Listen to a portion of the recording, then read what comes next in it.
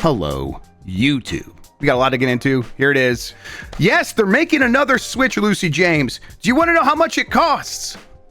I actually do, because they did not reveal it within the Direct. They did not reveal it in the Direct, and, you know, there's a bunch of reasons for that. They did give the price right away afterward, though. It is $450 for the hardware, and then there is a bundle with Mario Kart World for $500. What's your initial reaction to those prices? Sorry for audio listeners, because my initial reaction was a face. A little bit of a... Not akin to the kind of face you make when you kind of suck a lemon. Yeah, you made a grimace. All right. A new Mario Kart game was teased during the Switch 2's initial reveal, but now it's official. Mario Kart World is arriving for the console's launch. This version's twist: the weather changes, off-roading is highly encouraged, and you can keep on driving to the next course. It packs 24 racers into each race, making this the most open world experience of any Mario Kart. And then there's the promise of tons of social multiplayer modes. It's $80. This one I was kind of also hoping for. It would be open world Mario Kart, because I'm a big fan of Burnout Paradise. I could imagine driving around in karts with friends could be a very good time. I hope that taking pictures together. Yeah, exactly. You're right. It made it feel very social, where it wasn't just about racing. It was like, let's get all together and we're going to pose. It was, yeah, of course, very Forza Horizon. I think this is a pretty good hook for Mario Kart. For the 10th Mario Kart, however they count it, it's one that I'm at least I need to check this out, as opposed to if it was just Mario Kart 8 again. I've played so much of that. I mean, of course, again, I would get it, but I wouldn't be quite as excited as I am for this version of this. You mentioned wanting more seamless online. Well, we'll see how it actually ends up working. I bet friend codes will still be involved in some way, but they introduced game chat, which seems to be the primary function. C button is for chat. Yes, this seems to be the primary function for that C button. Is you press the C button and it's going to take you to the Nintendo version of Discord. Is exactly what it looked like, complete with cameras being in an overlay or on top of the game that you're playing. In a little circle. Yes, right there. So there was a lot of integration into the games themselves with this. So that's the maybe some of the cooler aspects of this, but. At its most base level, it is a chat system so that you can communicate with other people online while you're playing games without having to use a separate phone app, which was a joke. I was gonna say, oh yeah, wait, no, I'm just don't worry, we'll just play Mario Kart together. Yeah. Yep. That was baffling. Yep, absolutely. So glad they figured that one out. Yeah. Because we mentioned it, you're going to have the little circles with your camera feed. There is a separate Nintendo Switch 2 camera. It's going to be $50.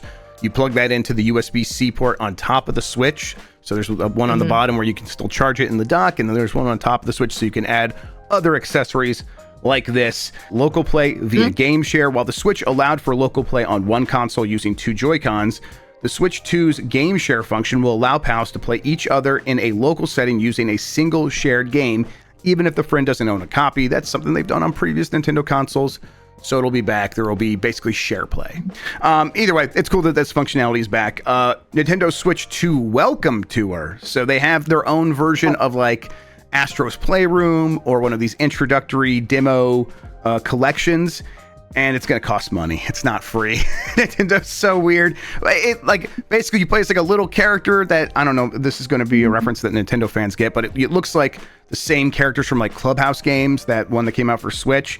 But he's shrunk down and walking around the face of a Switch 2 Joy-Con, and he's saying things like, "Where are the magnets?" And then the Switch 2 Welcome Tour will show you. Why did you sound like Dan Reichert when you said that? All of my weird characters sound like either Dan Reichert or Daffy Duck or both.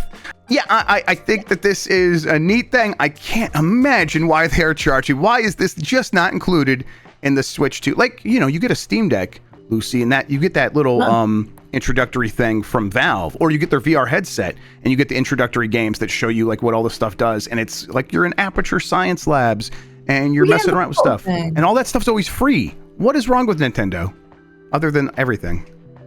They want money. Yeah, they do seem to want money. At certain times, they just want money. Yeah. We mentioned this earlier. Mario Party Jamboree is getting an upgrade. This will be a new addition to Mario Party it's Super Mario Party Jamboree. It'll have new games, new mini games. I don't know if they said new boards, but it will have basically new function. And this is to bring in all of that stuff with the camera and the game chat, and all this stuff will be exclusive to Switch 2. And I think they are planning to have, there's an upgrade path, and then there's also, they're selling the game separately for Switch 2 with all this stuff included. So it'll be a Switch 2 box on the shelf with this. For the upgrade path, Lucy, they haven't really said what that upgrade path will be if you want to buy it a la carte. If you want to go out there and get just the upgrade for the game that you own, they haven't said. But if you're a Nintendo Switch Online expansion pack member, that $50 a year tier, you get all of, not all of them, but you get many of these upgrades for free, or included, I should say. Enhanced Zelda games, and they're enhancing both Breath of the Wild and Tears of the Kingdom, with like things like HDR, upgraded graphics, improved frame rate. They showed it off. It looked really good. I guess this is the time to point out, this is the first time Nintendo has ever done one of these streams, or maybe uploaded anything to YouTube in 4K. It was oh wow, yeah, and so it was like streaming in 4K. A lot of these games are going to output at 4K, and then probably, or at least they'll render it at 1080p and then up-res it to 4K. But it looked really, really nice, and I was like, oh man, I would like to play these games again with improved visuals. That's really promising. I was going to say they invented Smart Glass. Yes, they also Zelda. That's right. That's right. The app. Was that the Nintendo Today app, or is it a separate app? Either way, there's a separate app that can give you details about Zelda as you're playing the game, and you can then get QR codes when you create something using Ultra Hand, to like when you create your various contraptions. You could share it with your friends using the app, or they could share it with you, or you can go online and find a resource so you don't have to build things yourself. But it was very smart glass.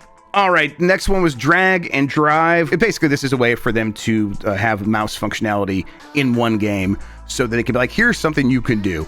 And it is characters in wheelchairs, like dunking a basketball, and as you move both Joy-Con as mice on a surface, it is like you're controlling the wheels of the wheelchair. It's neat. I thought it looked really cool. Like, especially the way where you could wave to get someone to throw the ball at you, like to dunk. Like, I thought it was a really fun implementation of those motion controls and the little mouse functionality. I did too. I think that this would have been better if it was like one of the games in like a new Pilot Wings, or like a variation on that series, where it's like, let's put a bunch of ideas into one game. It does remind me of like Destruction All-Stars, and honestly, Destruction All-Stars look better than this. So we'll see. Then there was a bunch of third-party games. Let's go through them here. Deltarune is going to be coming to the system. That's the complete game. Chapters 1, 2, 3, and 4, all in one bundle. Yep. Borderlands 4. Yep. And then let's see. So it was Randy Pitchford in a shiny jacket. Oh, weird. He wears shiny jackets now. Very interesting character development for him. Sid Meier's Civilization 7 Nintendo Switch 2 edition. That mouse functionality added, as many predicted it would. WWE 2K, NBA 2K, Survival Kids, Enter the Gungeon 2. Starseeker Astroneer Expeditions, a new Astroneer game. Cyberpunk 2077 Ultimate Edition. Final Fantasy VII Remake Integrate. Elden Ring Tarnished Edition. Hades 2. Street Fighter 6. Let's see. Daemon X Machina Titanic Scion. Split Fiction. EA Sports Football Club. EA Sports Madden NFL. Hogwarts Legacy.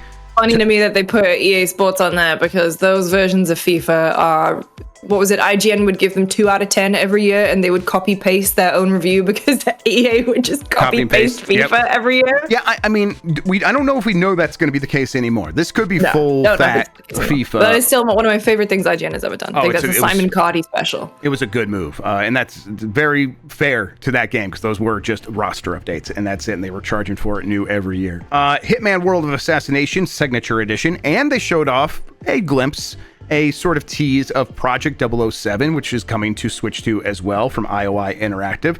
Bravely Default. All the places I thought we would see Project 007, I would not have been the Switch 2 reveal. I know, I felt the same way, and then it's like, once it's going, it's like James Bond and Nintendo have a long history. That's where a lot of gamers still associate James Bond with GoldenEye 007 on N64, so I guess it does fit, but you're right. I was not expecting that to be at this showcase.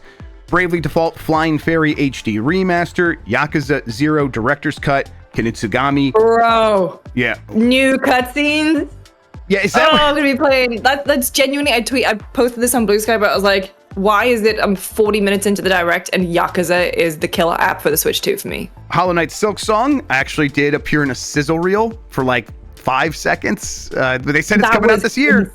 Insane to me. Yep. That was insane. I was like, if you're gonna put Silksong in something and still say that it's 2025, and the crumb that you give people, it's just funny now. It's just funny. Story of Seasons Grand Bazaar, Goodnight Universe, 2 Point Museum, Wild Hearts, Witchbrook, Puyo Puyo Tetris 2S, Rune Factory, Guardians of Azuma, Marvel Cosmic Invasion, Star Wars Outlaws, which was the only Ubisoft game at this entire event. Normally, Ubisoft's right there, day and date, ready to go with a ton of support.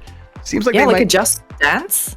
There was no Just Dance, nothing like that. No, I mean that doesn't mean they doesn't show up somewhere else eventually, but Ubisoft just maybe not in the place where they once were, where they could be ready to go with a bunch of support for new hardware. Nobunaga's Ambition, Awakening Complete Edition, Fast Fusion, Shadow Labyrinth, Radao Remastered, The Mystery of the Soulless Army, No Sleep for Kaname Date from AI The Somnium Files, Reanimal, Fortnite, Arcade Archives 2, Ridge Racer coming out launch day. This was a big one for Mikey. He's wanted some more Ridge Racer stuff. I'm also pretty excited about the idea of Arcade Archives 2, implying that we'll get like sort of the next gen of arcade ports to the Switch 2. That's pretty fun. Professor Layton and the New World of Steam. First time seeing that in a minute. I like Professor Layton quite a bit. Tamagotchi Plaza, Human Fall Flat 2. And then there was a bunch of other things that kind of like had some smaller upgrades from Switch 1 games, like Civ 7, which will now support the mouse, as we talked about earlier. Hyrule Warriors Age of Imprisonment. Zelda is back for Switch 2 in the classic way Nintendo is known for. Before Temple Zelda releases, they've had games like this in the past. This is the third one. It's going to take place before Tears of the Kingdom, and it's going to tell the sort of history of Zelda being stuck in the past is the implication here. So that's pretty cool, although I don't know, I'm not super hot on these games. I get pretty bored with them kind of fast. Although for this one, it should run a lot better than those games did on the Switch 1, which were notorious for having bad frame rates. Yeah, I think I tried to play Persona 5 Strikers, and that was not a fun Muso experience. Ow, Jelly Bean, chill. GameCube games are coming to Nintendo Switch Online. This is something that I think I was hoping for, but it was hard to get my hopes up too high. They had games announced like during this thing, including The Legend of Zelda: The Wind Waker, Soul Calibur 2, and F-Zero GX. All of these things will support that sort of online mode where it's basically they are faking local multiplayer with multiple systems online, so it feels like you can actually play online against one another.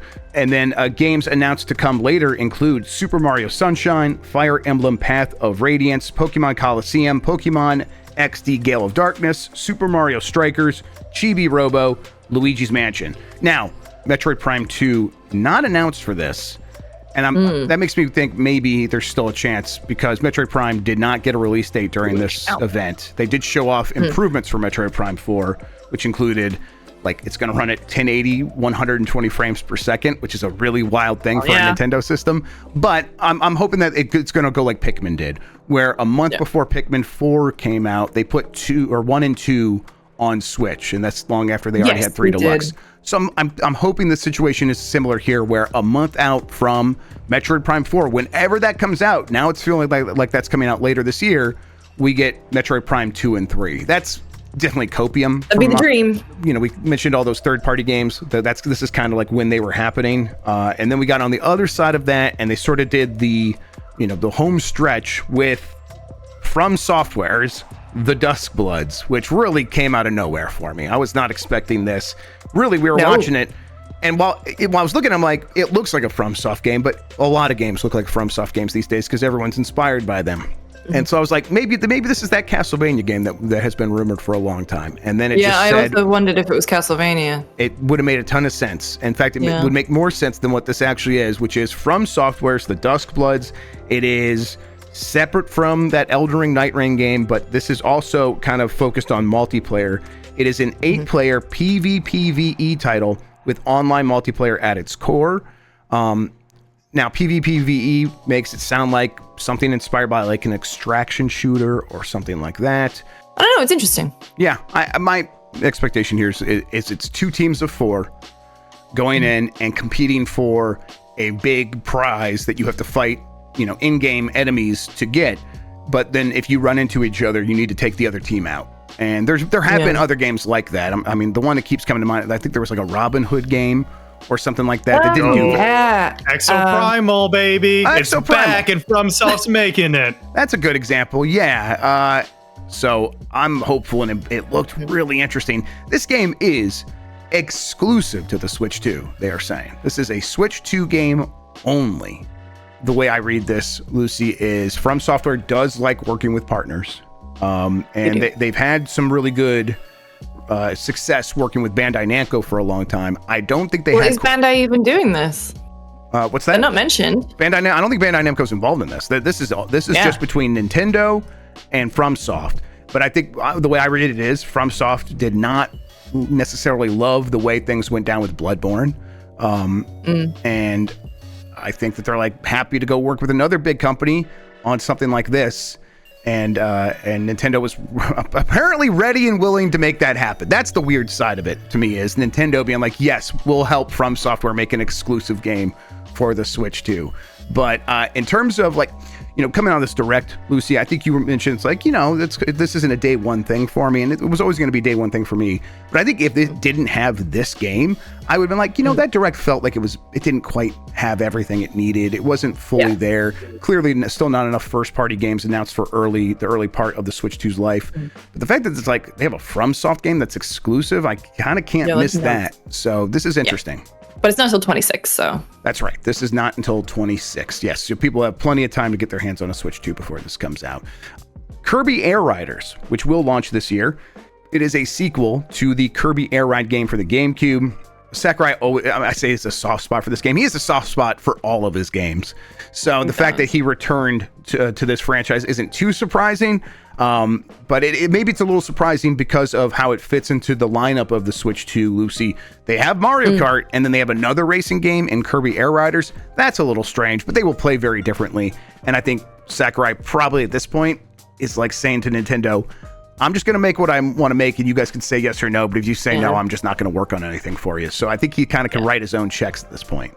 I think so too. And I don't know, I'm excited to see him work on something that he's also very passionate about. And like, I don't know, you could tell that by the end of Smash, he was just very over it. Oh, yeah. So, yeah, I hope he just doesn't get run into the ground. I hope he's working on something that he's enjoying. All right, and then the final thing was what I am presuming, and maybe I could be corrected, but I think this is the new game from the 3D Mario team, Donkey Kong Bonanza, a Donkey Kong 3D platformer that is using the new Donkey Kong design that we saw in when we first were seeing Mario Kart World.